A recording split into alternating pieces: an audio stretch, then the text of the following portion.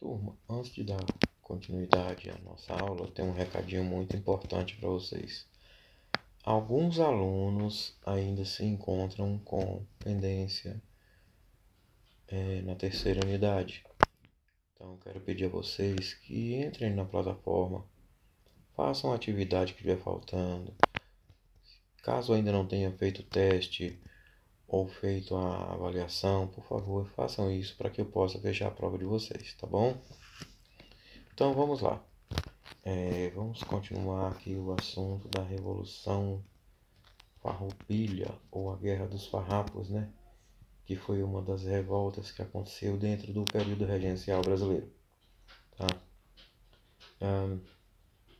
Gente, essa revolta não tinha caráter separatista ainda na época, tá? Isso aí veio com o desenrolar dos conflitos, tá bom? Então, visando assim reagir contra o governo regencial, né, os pecuaristas do Sul eles organizaram um exército formado pelos chamados farrapos, por isso que ficou Farroupilha, né? Trabalhadores rurais e urbanos. Inicialmente eles lutavam sim só pela autonomia da província, né? Mas não pela separação e fundação de uma nova nação, porque eles não tinham estruturas, né, para isso, tá bom?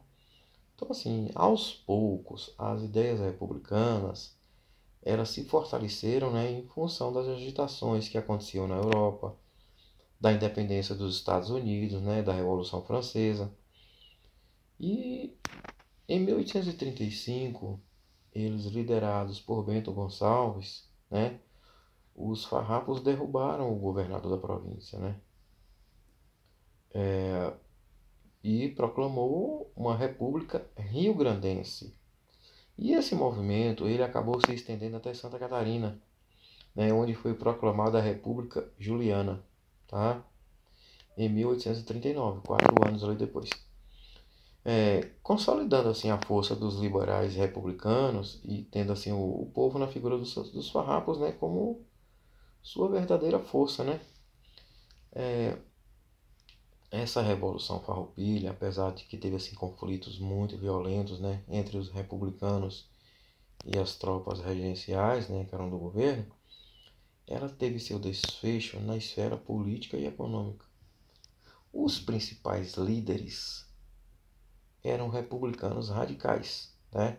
Mas boa parte dos estancieiros ou fazendeiros, né?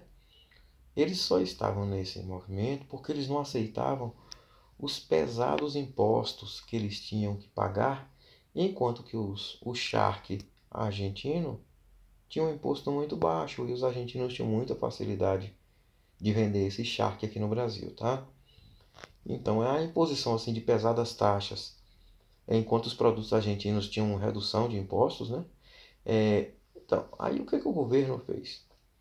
Já no segundo reinado, elevou para 25% a taxa sobre os produtos da região do Prata, ou seja, aumentou em 25% os impostos dos produtos que viriam da Argentina, tá bom? E no campo militar, Duque de Caxias, né, ele acabou derrotando ali as últimas tropas de resistência dos farrapos e pondo fim à Revolução Farroupilha em 1845. Mas o conflito não teve um lado vencedor. Como eu disse, ele acabou se desenrolando muito assim na esfera política e econômica, tá bom? E tem um fato muito importante que muitos negros lutaram na Revolução Farroupilha. E eles ficaram conhecidos como lanceiros negros, porque foi prometido a eles que caso eles saíssem vencedores, eles teriam a sua liberdade. E muitos que trabalhavam assim, nas fazendas de charque ali, que trabalhavam como vaqueiros, trabalhando com gado, eles entraram na guerra em busca dessa tão sonhada liberdade, né?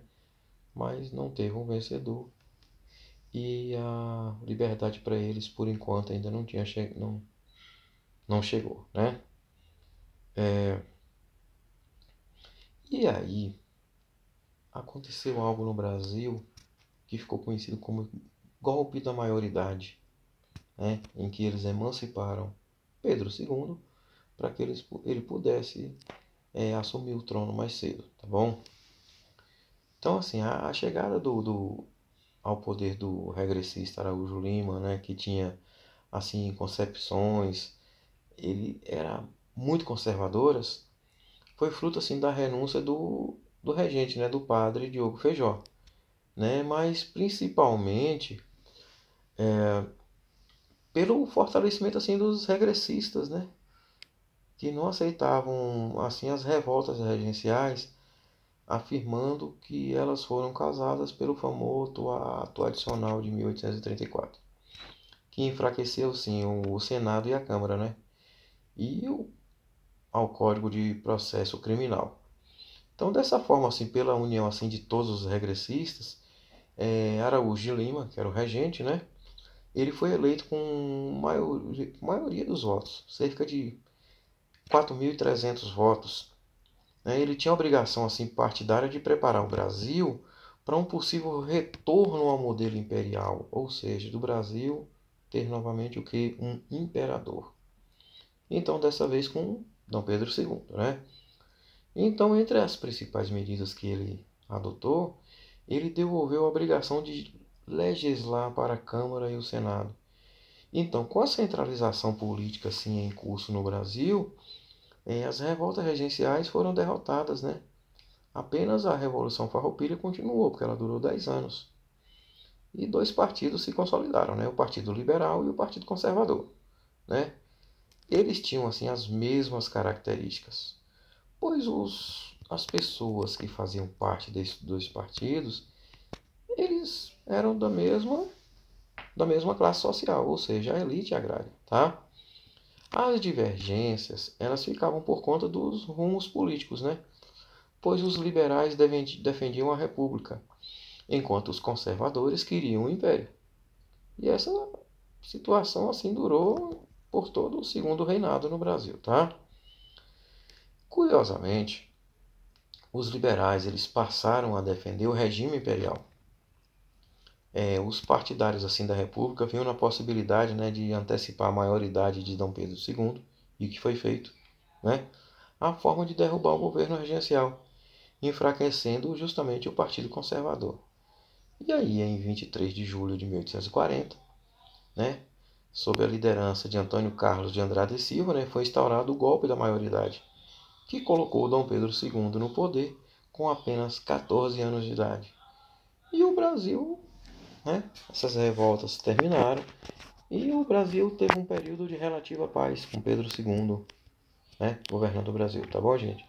Até que chegou, né, 1889 e eles deram aquele famoso golpe, o Marechal Deodoro da Fonseca, dizendo que o Brasil seria instalado o que? A República, tá? Finalizamos isso aí. Para a próxima semana eu vou começar um capítulo, mas esse capítulo vai ficar apenas já para a prova da quarta unidade, para o teste, né? Vamos trabalhar aí principalmente com o período regencial, tá bom?